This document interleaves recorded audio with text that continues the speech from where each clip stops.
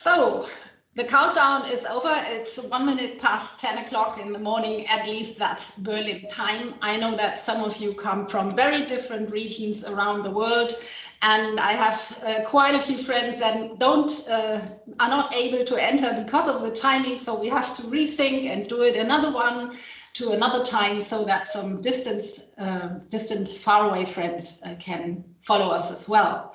But for today, I just want to start off saying a very warm welcome to all of you. The rocket with the universal fair pay check was launched yesterday, and today you are flying with us sort of through the atmosphere of the Earth, and we are heading for outer space and searching for planet fair. And I'm very sure that we will reach it in very short time. With me today, I have two speakers. It's Louvísa, you will hear later. She's the quality director of the Landspitali at the University Hospital in Reykjavik. And please, just a reminder to everybody, close your microphones. I can see somebody must have had it on. Please enter the room, close microphone and camera. So we will have Louvísa tell us the story about the Reykjavik Hospital and equal pay there. And then she will be followed by Marcus Priest, who is the global head of reward. I will tell you some more about those two people when they give their speech ahead of that. But I'm very happy that they are here with us online now again, because they were with us yesterday also with the start. And it's an honor to have you on this session today. What's it all about? We have one goal at FPI. The Fair Pay Innovation Lab stands for Fair Pay for All. So we've been working over the past nearly 3.5 years on finding ways to reach fair pay, and we want to have it fast. Most of the time we are or I am especially very, it just gets me very nervous when I see that the things are not happening fast enough. So that's one of the reasons why we're doing this today. And as we all know, we do still have the issue of unfair payment. We do still have the issue that we don't have equal opportunities. And we know that if we would have fair pay, the side effects of fair pay are enormous, and the side effects are all very positive. So we want to make sure that employees have the same opportunities, that there is a motivational increase and that the fluctuation decreases. And we know that companies and organizations will be more successful overall. That's what we aim for.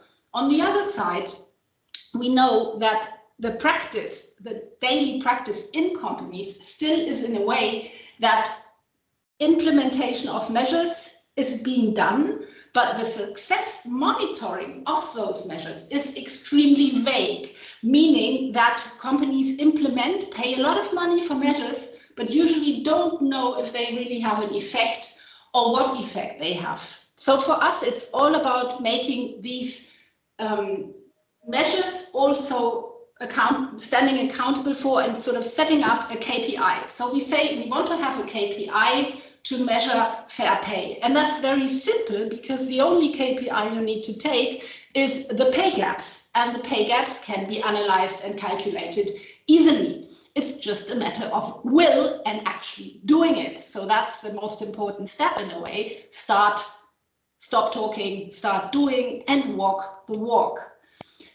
Now, what have we done? We have a process. We've started a process. It's called the Universal Fair Pay Check, and you can see our motto on the slide coming up, stating, analyze your position, develop your measures, and lead by example, which is exactly that. You analyze where you stand, you look at your data, then you develop measures that you actually know will work and will lead to closing, especially your gap, what's at your company the issue, not what anybody just likes doing, but what helps in your company. And then you will be able to close all gaps, and then you will lead by example and show others. So that's sort of the main frame. That will actually end the issue of unfair payment. And I think everybody in this room now, everybody who's joining this movement is on this track already, and we want to make it measurable. So we have these 3 phases. And the FPI supports on the way. So before giving you the exact details, I want to make sure you know FPI, we see ourselves as the neutral facilitator of showing you what's there. We want to make sure that you can pick the analysis tool that's best for you. We want to make sure that the implementation of appropriate measures works. So for all the years we've been collecting best practices of companies that work, we want to share that with you and make sure that you're able to go through the process and join us on workshops where we do that. And on the next slide, you see the concrete details of the phases. No, you don't. I just jumped one, but that's okay. This is actually the website where you can read it. So that's online now. You see the process there completely. Please don't do that now. Do that later on. It's a bit of text on there with all the details. So you just click on the universalfairpaycheck.org. On the next slide, I give you a fast overview of what you will find there. And that's the 3 phases that we call them of the Universal Fair Pay Check. It's not a wonder that I started already telling you about analysis. It's the first step you need to take. We want companies to analyze their data. And when they do that and set up the right measures, they qualify to be a Universal Fair Pay analyst. On the second stage, they are actually implementing these measures. And if they do that right, and we all do it correctly, we will automatically, in a very easy way, drive down our adjusted pay gap. And for us, it's important because often out there you have situations where people think that an adjusted pay gaps of 2, 3, 5, 7% are fine. They are not. We want that at 0. Knowing that mathematically a full dot on the 0 might not always be so easy, we say, okay, you can have it at plus minus 1%, then you are a Universal Fair Pay developer. You can keep all this information to yourself as long as FPI knows about how you've done it, you will get the certification. On step 3, you go fully transparent. We want companies to go transparent with their data, and we really don't care about the legislation that's out there. We want you to do it because you want to do it. And the important part on this, if you see the check as a whole sum, is it integrates the legislation that is out there. The good legislation that we see in countries. We have transparency measures in UK. We have analysis that you need to be doing in Switzerland. We have standard processes that you need to move through in Iceland. Louvísa will talk about this issue. So this is all out there, and it's sort of compressed in a way into the systematic of the Universal Fair Pay Check. So actually you have no more, we all have no more excuses, but just to go ahead and close our gaps. So that's my personal dream. We all need to become leaders in this journey, and we have brought you already some piloting companies on the next slide, people and companies that are already with us, and we are very proud that we have quite a few of them also online now. Louvísa will be talking, but I've seen some of the logos. In a way, I've seen some of the logos already in the group of the people in the room, and these companies are a mixture, a very diverse mixture that we tried to really set up. So we start with like an MCT in Berlin, a Berlin-based event agency with 14 employees who took the time and effort to say, in the crisis, and event agency has not very much to do at the moment, we put our eye on fair pay and we solve this issue for us. And then we go through Reingans with his 24-hour week and Esentry, a software company, to Iceland, where we actually have the leaders already. We'll hear about that later. So we have the leaders in the room already that will be able to show us later in other workshops how they've reached pay gaps. We will do workshops with Reykjavik Energy and with Louvísa as well. And heading from the employee numbers, we have Allianz Deutschland AG on board as well, heading to become a Universal Fair Pay leader, hopefully also very fast. And I want to also make sure that you realize this is about cooperation and partnerships. So on the slide, you see Pay Analytics, a software company, you see Willis Towers Watson, a consultancy company on, and there will be a lot more. These are just sort of the starters. So we see the universal fair paycheck spread through others that are doing it in the field, so to say. So that's where we stand now. We really, to everybody who is online now and sees themselves on the board, welcome, welcome. I'm very proud that you are traveling with us on this journey. So the first round starts sort of from now, from November on. We will be pushing this, and we hope to be giving out the first awards to become a universal fair pay leader in spring 2021. And at this time and at this point, I would just like to say thank you for spending already the first few minutes and getting the mood of going for the high goal and to lead by example at a certain point in the very near future, hopefully.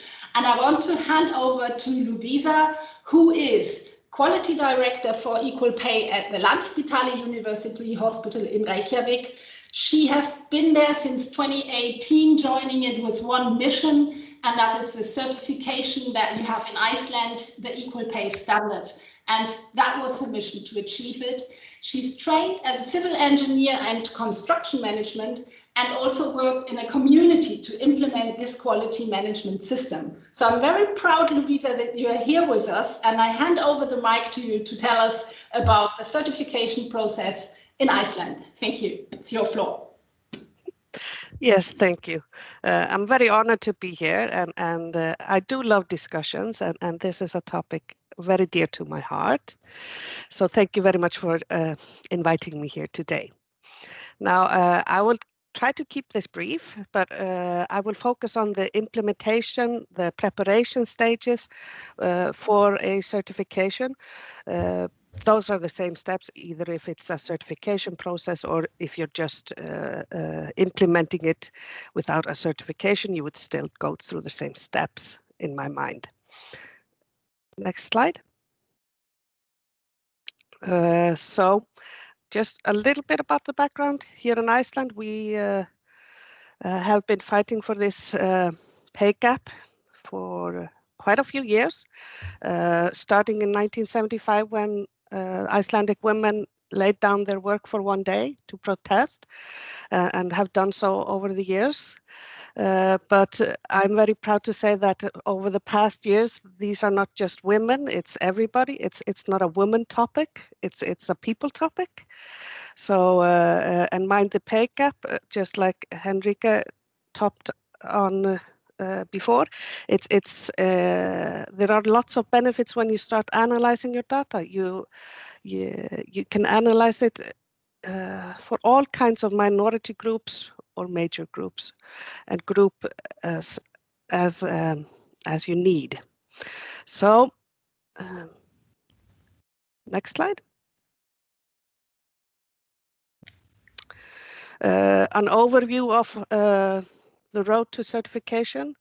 It's not narrow and it's not straight, but it always depends on the organization or the company you're working for.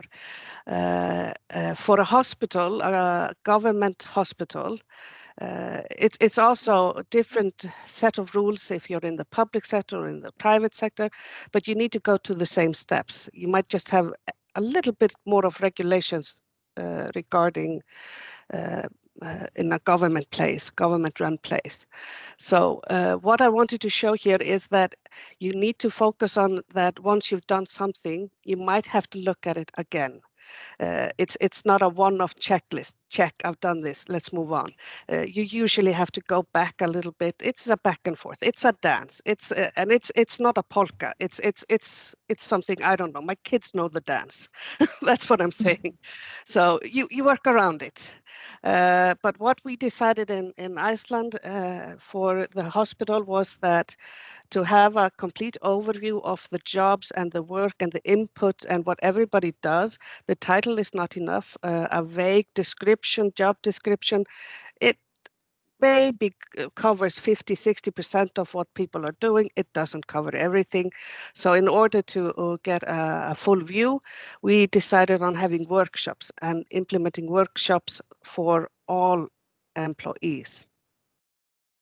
So I would like to go a little bit over that process. Next slide.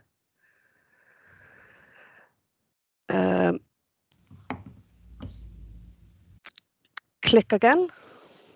In January 2018, the hospital decided to, what can we say?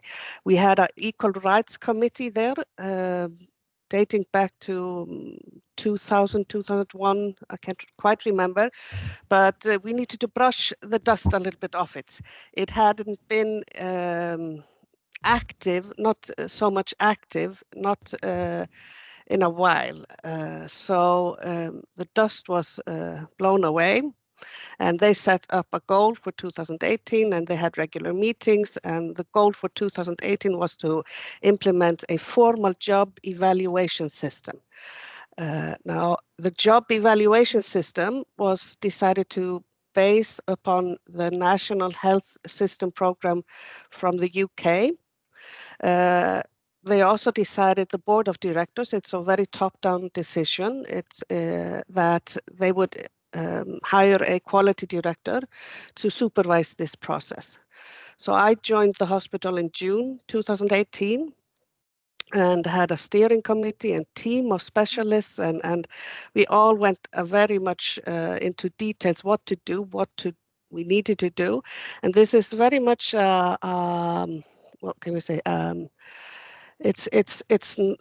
It's manifold. So you have the data you need, but you also have to consider into it.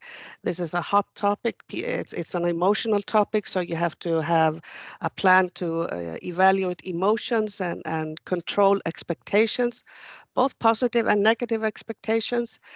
So we have lots to do there.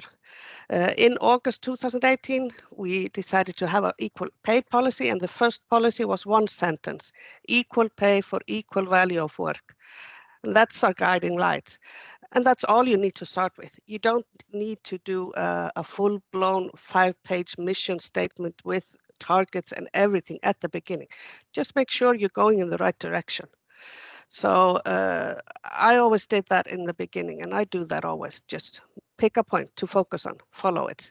So we took 2018 into the job evaluation program, finalizing it, and we quickly saw that it wasn't quite what we needed because it didn't cover everything. It just covered the work, the job itself. It did not evaluate the individual performing the work, or if the individual was part of a group, or if it was a daytime job or a night shift. There were things that were missing in the job evaluation system. And of course, we have a different education system than in the UK. There were things we needed to tweak and twerk.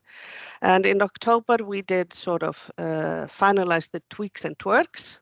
And we did a pre-testing. I was very optimistic. I thought, this is it. We'll just do the pre-testing. We're over and done. And of course, the results were not over and done. So we decided, yes, we're going to stick with our workshops. Next slide. So for 2019, it was the implementation phase. So we're sticking to our workshops, and we decided we will invite every single employee. Now, in every kind of workshop or every kind of whatever it is, it doesn't matter if it's equal pay or anything, even if you invite everybody, and even if you have the best party on the block, on a good day, 60% will attend, on a good day. Knowing that this was not the main party for everybody at the workplace, we were very optimistic, and we were thinking, 20%. And we got around 1,200 people to attend out of 6,000. So we're fairly, what can I say?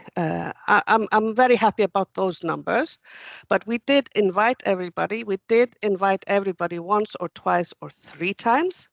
They could pick a date, and we had workshops that were a one-on-one interview almost. And then we had workshops where over 100 people attended a single workshop, but then we had 10 supervisors.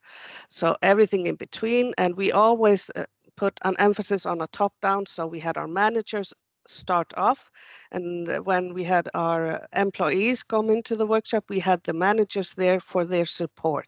So the managers had gone through the program, they knew what it was about, how to react or not to react, how to show their employees support. And this was very important, and this gave the whole program a very good lift, a very good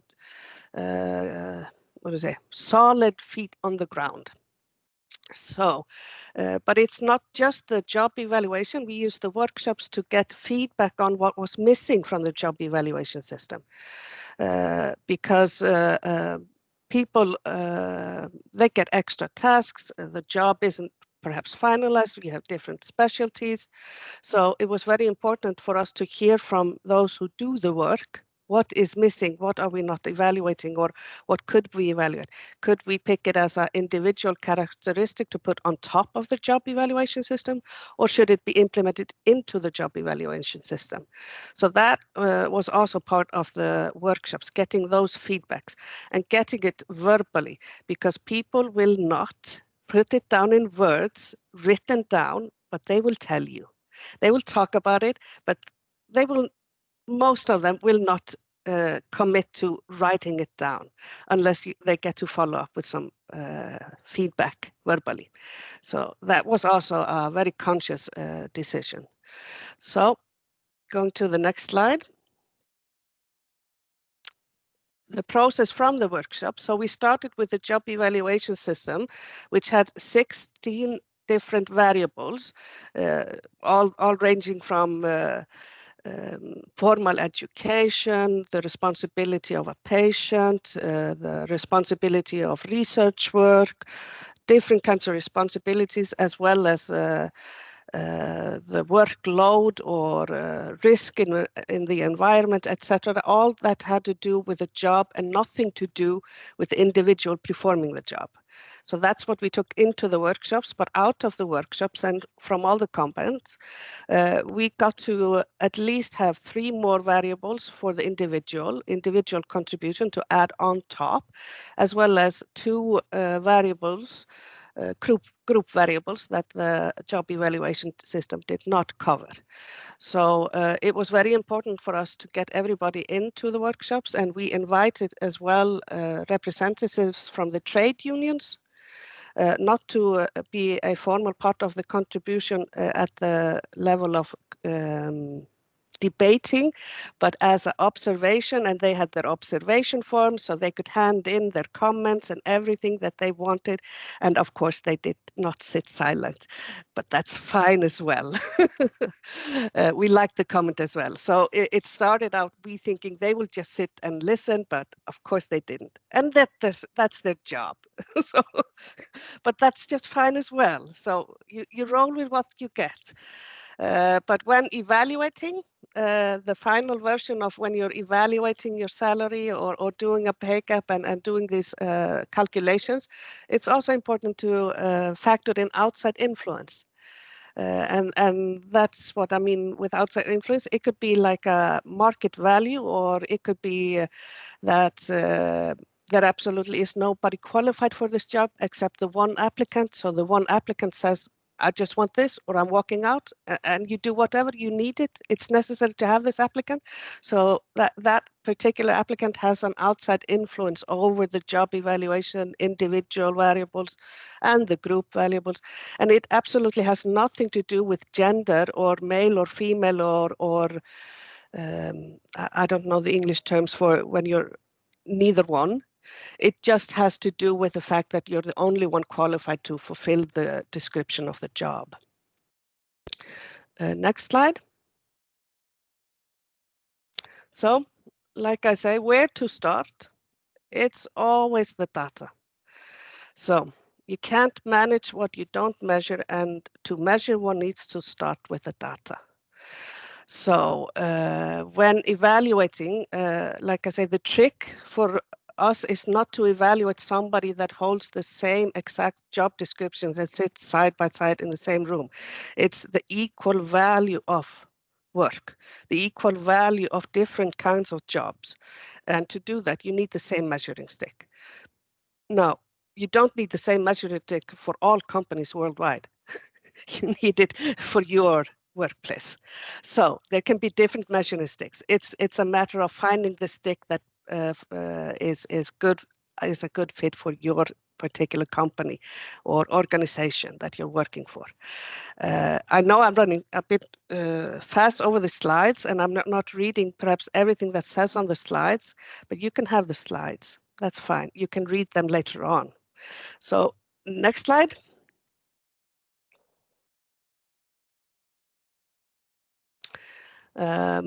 Here we are looking at the results for the pay analysis of 2019. We are currently doing a new pay analysis for 2020. Now here you see that when comparing just total wages and taking nothing into account except gender, there was a 30.5 gap. However, we could only say with a certainty of 5.2% that the gap was correct, meaning only gender explains 5.2% of those results. 95% can be explained somewhere else. So it's, yeah, it just tells us that. So when we do variables that consider working hours spent, type of working hours, and if you're doing a part-time job or not, that explains 73.3% of how wages are compensation for is calculated, and then we have the 17%. This is the unadjusted gap that we are talking about. It's when you only consider the working hours behind the job, the salary. Now, the adjusted wage gap, that is when we throw in all our variables. Like I said, the hospital had 23 variables. I did the pay analysis for the municipality of Hafnarfjörður. The numerical, I think the numerical variables there were 13. So like I say, you don't need 23, you might need 10. If you're a local company, you might need 5, but I wouldn't go lower than 5. But it all depends. And like I say, you need the coefficient factor are a bit higher than 73, 78. If it's 90, like at the hospital, we can say, okay, we think our adjusted variables to measure the adjusted gap are fine. Now we're going to focus on the unadjusted, and the hospital has a few programs in order to look at the unadjusted pay gap. So that's the focus we did for 2020, and then we're going to measure the results of those actions now with our new pay analysis to see if the unadjusted gap might have gone down. I'm crossing fingers. That's why I say you measure. You can only work with what you have measured. So next slide. What lies ahead? Like I say, we got the certification in January 2020 here in Iceland for the hospital. It's not a checklist. It's not a one-off. It doesn't mean we stop. It just means that we are formally committed to an ongoing process. It means that we are on a continuous journey to keep this up, keep it getting better. And we are, one of our goals is to collaborate more with stakeholders. All of you are our stakeholders because we have the same goal. So we're collaborating here today. So next slide. The email there, jafnlaun, that translates to equal pay at landspitali.is. You can send inquiries to that email and we will answer. Don't be afraid. Most people don't send, so please send. I love reading comments, and even if you have a suggestion that I might implement at the hospital, I like that as well. So thank you very much for letting me joining you here today. Wow, thank you so much, Lúvísa. This was on the spot, and I hope that everybody realized that this is really a journey. And one thing I think she didn't say was, I mean, they had really small time also. They had to do that in a year, and they were pushed by legislation. Now, Iceland, for us from outside Iceland, has like the gold standard with the equal pay standard. And for me personally, I would just wish that companies and organizations would start the journey now, no matter what the legislation looks like, because there will be that point in time where some legislation will hit the organization and then you have to rush. Why not start now? Nobody holds you back from paying fairly. It's no excuses for paying unfairly. So just do it. And so I'm very proud at this point to say thank you, Lúvísa, for these insights, and go a step further to Markus, who is the global head of reward at Novartis International, sitting in Switzerland today. And he is very passionate about fair pay practices and striving to help to build a sustainable culture and be proud if you are at Novartis. And about this journey and how he's got there and what they are doing, he can talk about that better than me. So Markus, this is your floor. Switch yourself on and go. Cool. Can you hear me okay, Henrike? Yes, very well. Perfect. Great, no, that's great. No, and thank you again for the opportunity to kind of share our story at Novartis. I think my disclaimer at the start is that we certainly don't have all the answers as a company, and our own journey is far from finished. So there's a lot more that we're doing as a company, but you know, I'm particularly proud, but also as a company, I think the more we talk about it, we also realize we're doing some pretty bold things, and we know we haven't kind of reached our end goal, but I think the really specific nature of what we aim to do is something that we're quite proud of. So I think before kind of talking about some of those commitments, I just wanted to give you a very quick overview from a Novartis perspective, so you kind of understand the kind of the nature of the organization and the context, because I do recognize that every company is different in terms of where they operate, in terms of the size, etc. So perhaps if you could go to the next slide. So Novartis is, you know, we have over 100,000 employees around the world in almost every country. So it's quite a complex footprint. You know, we have employees all the way through the pharmaceutical medicine kind of pipeline, if you like, from the very early scientists all the way through the manufacturing processes, our engineers, our data scientists, all the way through the commercialization process and beyond. So we have a wide range of employees, all really focused on reimagining medicine and trying to improve and extend patients' lives, you know, throughout the world. And this slide actually that you see now is an extract from a recent ESG investor event that Novartis hosted. And you can find this slide and lots of other ESG related slides from Novartis on Novartis.com as well, if it's a broader area of interest for you from an ESG perspective. We highlight these two of our 5 priority areas, because this is really where all of our ESG efforts, and then specifically our efforts around pay equity and transparency, really fit in with our company priorities. So our first priority there, called Unleash the Power of Our People, really is about, you know, transforming our culture at Novartis, and then building trust with society is fundamentally, it's about doing, you know, operating with high values and integrity, but it's also about returning more to society, and we do this in many different ways.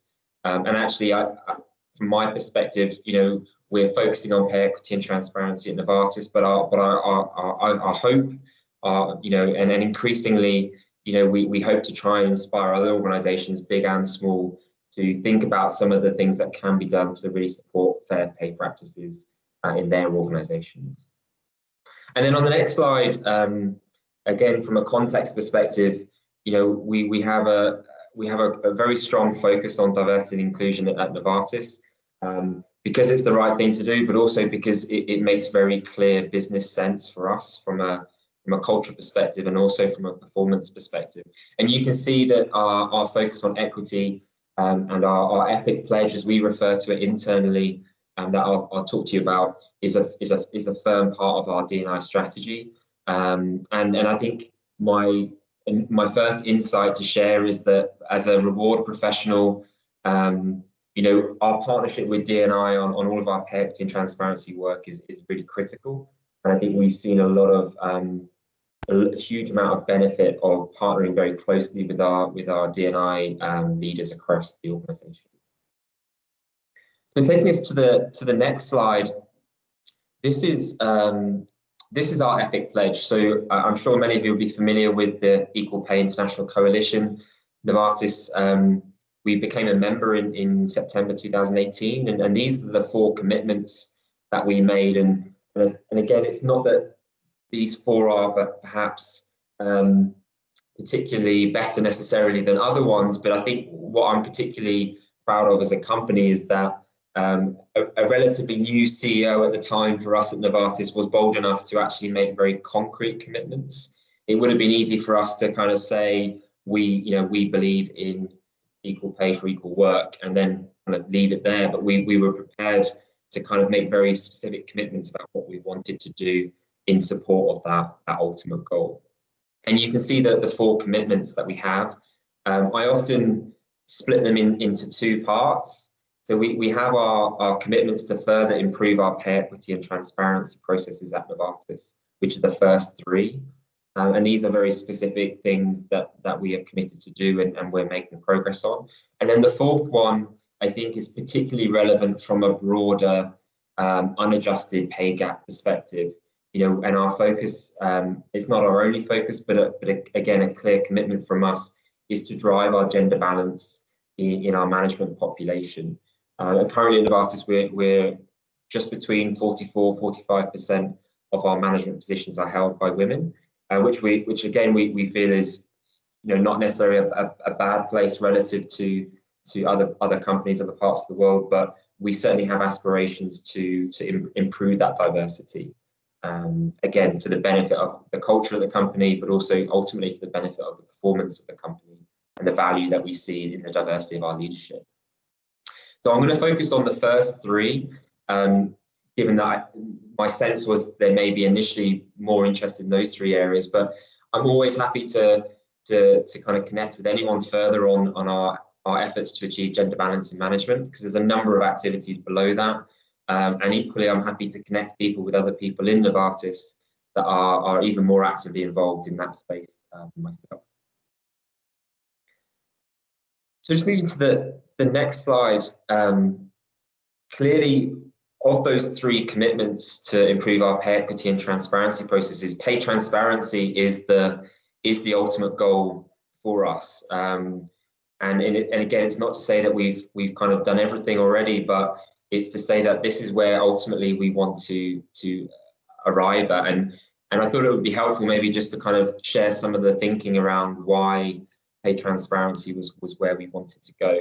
Because I think there's a number of internal and external reasons for why we believe it's the right thing to do. I mean, so from our associate perspective, and there's a lot of external research around this at the moment, really around by giving more transparency to our associates, it really builds the perception and understanding, or the understanding of their compensation, but also the perception of fairness of their compensation. So I always say to our managers, I don't necessarily expect our associates to always necessarily like what they're paid. You know, there'll always be lots of emotions around pay, but we want them to understand how Novartis has arrived at that decision to pay you at that particular level. So that's a critical first step. We do see the opportunity that through that transparency, through that perception of fairness, you know, it will help us drive trust, further build trust with our employees. And from a talent engagement perspective, what we've seen so far is that the pay conversation is a starting point for a conversation then about my development, my skill growth, my competency growth, my future career goals, and where that can go in the future in line with my compensation. So it's a great kind of platform for other really engaging type conversations that a manager and an employee can have. And then perhaps one of my more favoured reasons for doing this is our manager population. I have been at Novartis for many years, and we have many great managers, but we also have some managers that perhaps are less engaged in the process of making a pay decision. They are very quick to just say, get the person hired, you know, at whatever cost. And obviously I'm exaggerating to make the point, but it's really, we felt that by committing to pay transparency, for our managers to realize that that pay decision will be transparent to the employee, it will drive a greater sense of ownership from the manager to kind of understand the pay principles and to make that fair pay decision from the very beginning. And I think that goes nicely with kind of uncovering potentially unconscious biases that we have in our process as well. From an external perspective, I'm sure many of us have experienced this, that work in the compensation area, there's increasing data externally, you know, and we could debate for a long time the validity of the data, but the reality is the data is out there on websites like Glassdoor and other kind of online sites. So our associates are kind of engaging in data. In many parts of the world, our associates talk to one another anyway, regardless of what an employment contract might say or whatever that might be. They're talking about it. So we wanted to be part of the conversation and help them to better understand other perspectives from a pay perspective. And then the final one, which I think increasingly internally holds the greatest weight for me when I'm engaging with countries on their pay transparency journey, is really the link to our culture journey at Novartis. And it's fundamentally, you know, a critical kind of lever of the kind of the open and the transparent culture that we want to have at Novartis. So it's a great, for me, it's a great link to have to reinforce why we want to do it. There's a lot of people that are passionate about doing it for all the other reasons, but for those that aren't perhaps as passionate, to really reinforce the culture that we want to have at Novartis is a critical step. And then on the next slide, over the next couple of slides, these are just some examples of some of the things that we've done. I think what we've realized early on is that we need to communicate it. We need to communicate it through lots of different ways, directly to our associates as well. So I think whilst the manager plays a really critical role, we can't put everything on the manager's shoulders to communicate. And so we've done a lot of communication internally, and we'll continue to do that. And we've done it through different forms. We have, you know, short videos, which, you know, don't go into huge amounts of detail, but really help clarify some of the key messages. We try to demystify the world of benchmarking, which is, you know, as Louisa references, a really critical part of the pay decision. We have our what we call our epic progress maps online, so that associates around the world can see the progress that we're making. There's lots of different ways that we're engaging with our employees directly on our efforts. And then on the next slide, recognizing the role that the manager has and our role to support them, we've developed an online learning curriculum, which again is there's multiple aspects to it, designed so that the manager can kind of go in and out of the curriculum. There are some kind of e-learning type opportunities. There are links to LinkedIn learning courses, which Novartis has a partnership with. We have materials on there. You can see links to video. There's even a link to the International Equal Pay Coalition. So it's just kind of trying to engage them in the overall topic. And this is available to them for them to kind of do at their own pace. And then our country teams will obviously supplement this with other activities and additional kind of coaching support for their pay conversations that they'll have. And then the final slide, and then I'll pause, and we're happy to take questions in the session or afterwards as well. And this is just an insight to the progress that we're making. The slide is deliberately, the image is deliberate as a stepping stone, because we really see pay equity as the foundation. The analysis is critical, and it's really a stepping stone then towards ultimate pay transparency. So before we go live with pay transparency, you know, we're reviewing our data, we're preparing our managers, we're making sure that we're making the right pay decisions in the first place, and then we're going live with pay transparency. So in given the time, I think I'll pause, and there's so many questions underneath all of these things in terms of exactly what do we mean by this and that. So if we don't cover it, you can email me, you can contact me on LinkedIn, however you want to do so. Happy to share more about what we're doing. Thank you very much, Marcus. That's fantastic, and I hope the people take it up. Like Lúvísa also asked, I can assure you all that are watching and listening, Marcus and Lúvísa will answer, and they are happy to get your questions. And yeah, I just enjoy working together with all of you on these topics. That's really great. And I think maybe at this point we can take the slides off and then just have us three in a little chat. And I also thought, looking at the time, I want to, before I come out with a question to you two, I want to have a very spontaneous activity at this point. I would like to give 90 seconds to two people who I know who are in the room, and I hope that they are as spontaneous as I think that they are. So get prepared. It goes out to Margaret and to Vidya, and it's for the following reasons. Vidya is from Reykjavik Energy, group head of people analytics, and he is one of the piloting companies that we have. And I know that they have closed down the adjusted pay gap. I know that they openly publish their figures. You go on the website and they have the pay gaps on the English version straight on the start front page. And I would like you to give us a view in like 90 seconds. If you would start today, I mean, you are a leader from the start, the unadjusted pay gap, you can tell us the amount yourself. If you would start today, how long would it take you to get to this point? And what could you give the world? And I hope you can hear me. I think you're still there. At least I saw you earlier. I will send out the next, just turn on your mic if you've heard me, Vidya. And the other question goes to Margaret, if you hear it first. Margaret, you have been doing this in Iceland so much. You've been enabling organizations to close their gaps. What is sort of the most, I would say, eye-opening experiences that you have had in those years calculating the pay gaps? So Margaret, Vidya, whoever is faster talks first. Hi, and thank you for this fantastic event, and congratulations on your launch. Well, we have been measuring gender pay gap in Reykjavik Energy from 2006.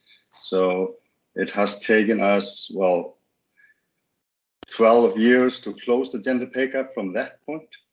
But that is not to say it will take 14 years for you. It has accelerated a lot in terms of software and tools to use to address this. And Margaret will definitely talk a little bit about that. So if people are dedicated and start measure and start formulating how they pay and what they pay for, I think it will yeah, you can do it in few years, I would say. Few years, but it is a work, but the work is rewarding. The work is rewarding. Thank you so much, Vidya, for taking up the spontaneous minute. And yeah, that's the thing. You need to start moving. Margaret, what's your best insight? My best insight. Thank you for having me join you. So I would say, if I reflect back, you gave me 60 seconds to reflect. One of the things that has been surprising and me is how fast things are changing. So the Icelandic legislation went into full force a couple of years ago. And a couple of years ago, we used to see pay gaps, high single digits was not unusual. So, 7%, 6%. When I go into organizations today, that's the outlier. So typically companies are very close to closing their gaps. So I would say maybe that's the most rewarding part of this is how fast the legislation in Iceland has actually made concrete change. So the academic research out on it is not out yet, but that's my intuition. So from all of those different organizations, that things are changing very fast. Thank you very much, Margaret. Thank you very much. I feel it's fast too. I'm sitting in this rocket and it's sort of like, it's really moving fast. Yeah, there is a question and it fits very well to what I've already thought as well. And I would like to address this question to both of you, Margaret and Lúvísa. I think it fits to both of you. And it's, again, a little bit more on the transparency. People ask themselves about side effects of transparency. And I'm already thinking of like the PP workshop for panic and privileges, but I would like you to give us like another 60 seconds each on the question of side effects of transparency, positive or negative, but yeah, how does that work? Okay, so in the workplace, the side effects, they're both positive and negative, but most of all, it's when people see something that they're not familiar with, or they didn't know, or realizing that you might be in a privileged position. It's a hard thing. It's a hard pill to swallow, that knowing all of a sudden that you got somewhere and it's not on your own merits. Those were side effects that we did anticipate.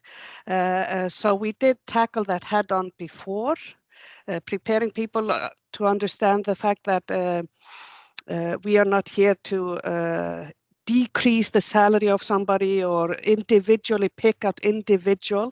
It's not the individual, it's actually the management system that allowed this to happen or not to happen, or it's not exactly the individual. It's we now realize what we need to do with our management system. This data, this exact point tells us we would need to manage this better. So it's a head-on thing, as well as the anticipation that now, oh, I see, let's fix everybody under the outliers, like we say. It's realizing what is actually an outlier. Is it an outlier, even though the data says it's a prediction model? So the model is accurate, but up to a point, it's understanding what the data is telling you. So explaining that as well when you put out transparency numbers. And of course, we get the point that, well, my group isn't on the board.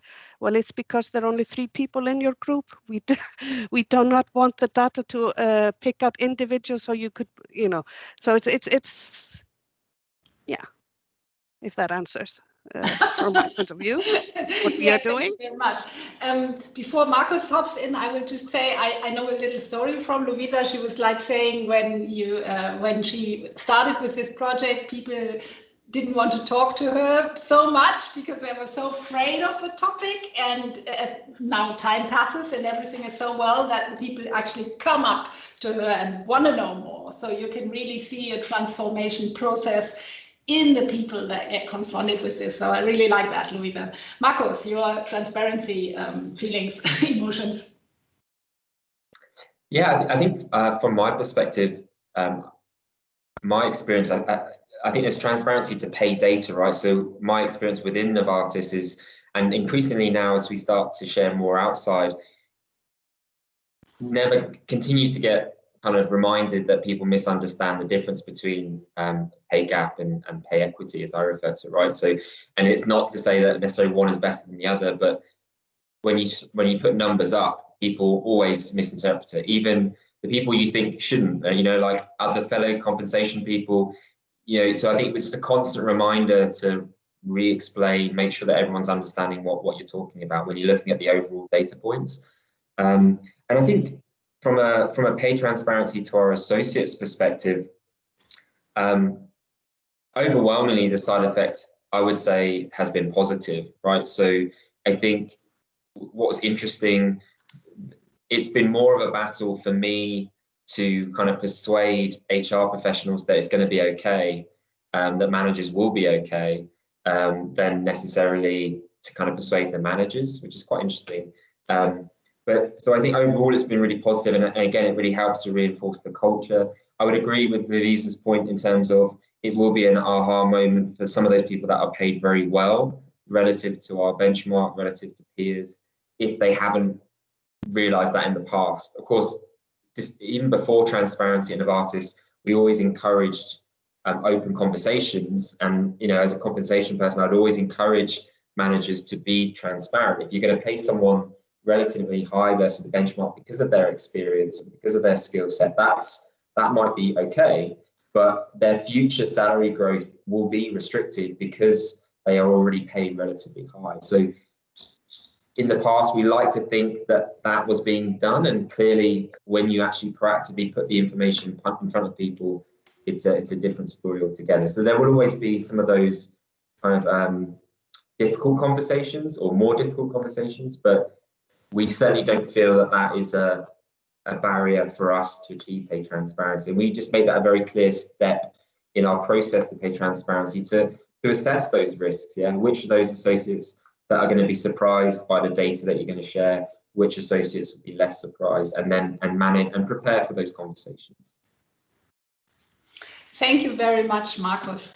I don't want to compromise anybody, but I've seen that also our piloting company Allianz Deutschland AG is online. And I know some people don't talk for others, but there are quite a few there. So if one of you wants to pick up the 60-second challenge and maybe just say from your personal perspective in the company, what does it feel like? How do you feel sitting in the rocket to Planet Fair and being part of the universal fair pay check? That would be a nice one. So Allianz Deutschland AG, whoever wants to pick up the micro, you are welcome. Hello, everyone. This is Nicole Lechermann from Allianz Germany. First of all, I want to thank you for the interesting insights from your companies and also the progress you already made. That was really super interesting. We are also super proud to be part of the Universal Fair Paycheck. I think for Allianz, fair pay and fair treatment in general play a crucial role. Therefore, we already started to analyze pay gaps, but it's a progress. So it is really important to us to identify potential improvements and to close existing gaps. For us, employees in comparable functions should earn the same. But also in general, all topics with regard to diversity and inclusion are driven forward within Allianz. And as I already said, we are super proud to be part of this project, and we are looking forward to working with you. Thank you very much for these nice words and for your spontaneous action. And and as I would like to sort of round it up a little bit and also give, of course, Markus and Lúvísa, make your thoughts for like the last impulse you want to sort of get out there.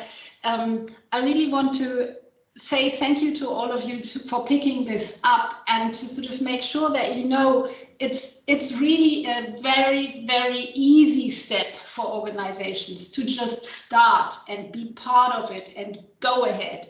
But this easy step leads to a really huge leap if you think of equality and equal pay. So just enter the rocket, the door is still open. And at this point, because I've seen there was also some questions of about FPI conducting, actually doing job evaluations and all these things. So I want to clarify one thing about us. The FPI is a not-for-profit organization with one goal. We want fair pay for all.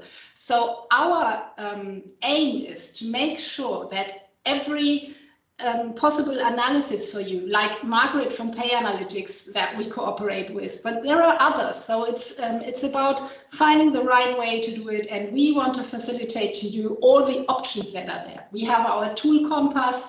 We will do workshop with Vidya, who you've just seen, and have workshops for the people that are going with us in the Universal Fair Pay Check from a leading company to show how it's possible to do that.